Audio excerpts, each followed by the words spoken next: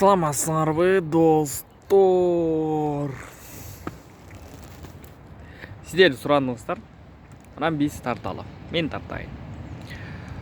Өткөн эмес, былтыр ошондо, былтыр 1-мартта экен. Эми 1 ай калды, бирок ошентсе эле 1 жыл мурун осо кантип ачса болот деген видео тартканмын. Ал видеону действительно менин каналымдагы просмотру боюнча то ли 4-чү, то ли 5-чи орунда турат. То есть эң көп просмотр алгандардын топ 5 крупный просмотрлардын бирине кирет. Ошонун алдына кечегин жазыптыр. ИП же ЧП кантип ачсак болот, ошол жөнүндө да тартып койчу деп. Анан почему бы нет, да? Анткени мен осо ачардан мурда ИП ачкам. Негизгиси менин угушум боюнча, то ли угушум боюнча, эми мындай точный информация жок, аны бир сыра видео жүктөрдүн алдында карайм.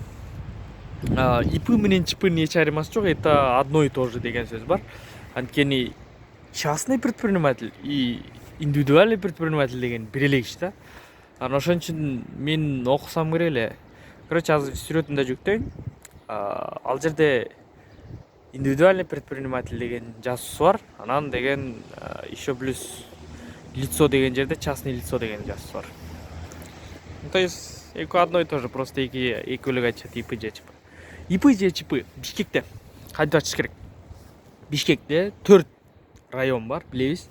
Октябрьский, Свердловский, Ленинский и Первомайский. Ар бир эменин ошол райондун өзүнүн налоговый органы бар. Налоговый орган Первомайскийдики именно площадьта жайгашкан. Площадьтын жана бул күнчыгыш болсо, ошондо Манастын тушун Чыңгыз Айтматовдун жана эстелигинин артында чоң деген эме бар го. Ошол жерде жайгашкан налоговый орган. Бул Первомайскийдики. Ал эми Октябрьскийдики менин билишимче 10-чу микрорайондо, Ленинскийдики эмеде, тиге Восток 5 жакта, бирок ага жетпейт. Ал эми Свердловский бул шлагбаумда. Свердловский акимият бар ошол тарапта болуш керек эле.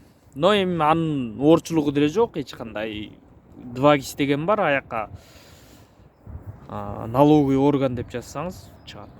Биз ошол жака барабыз, любойбуз. Сиз ачам дедиңизби? Барасыз ошол жака. Барасыз дагы эле, кирсеңиз окошкалар бар. Окошкага бирөөсүнө барып эле, саламатсызбы? Мен ИП ачайын дедим эле дейсиз. Десеңиз, дейт дагы которуңуз. Сүрөткө түшүп кел дечү эле. Нет, сүрөт алып кел дейт. Ал жерде сүрөт алып келесиз. Сүрөттүн размери жана паспортко түшкөндөй эле сүрөт. Размерин унутуп калыптырмын. 3х4 беле ошондой сүрөттөн бирди алып барасыз. Анан паспортуңузду алып барасыз. Паспортду алып баргандан кийин айтат, ошонун любой налоговый органдын ичинде жанында РСК банк бар да, сберегательный касса. Ошол жака барып төлөп кел дейт. Төлөөрдөн мурда журнал берет. Журналда сиздин деятельностьтин сфералары жазылган. Мисалы, салон красоты же кафе же көчөдө туруп саткан еда ушул сыяктуу кылып жазылган, прям истеп тап дейт да, ушу сенин деятельностьтиң кайсы кирет деп. Анан ошого айтсаңыз, ошол айтат да, мисалы, анын определенный айына төлөгөн эмелер бар. Менин билишимче 500 сомдон баштап 35 000 сомго чейин. Масштабына жараша, чоңдугуна жараша болуп эсептелет. Анан мен 1000 сомдугун ачкам. Анан госпошлина дегенде ошол налогду алып барып 1000 сомду кассага төлөйсүз. Кассага РСК банкка төлөгөндөн кийин чек берет, төлөндү деген. Ошол чекти көтөрүп алып барасыз. Мына мен төлөдүм десеңиз, сизге кызыл кагаз берет. То есть кызыл кагаз эмес, кечирем силер. Бумага берет, то есть ак перечень документ, который ак эле бир эле кагаз, мындай элечи, бир эле А4 кагаз. Анын бетинде мындай 4 чач квадраттардын ичинде суроолор жазылган.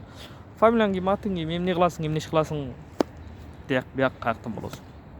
Болду, аны толтурасың, бересиң, ошол жердеги налоговый орган колун коет, печатын басат, кагаз берет. Бүттү. Патент деп ошону да айтат. патент экөө бир эле.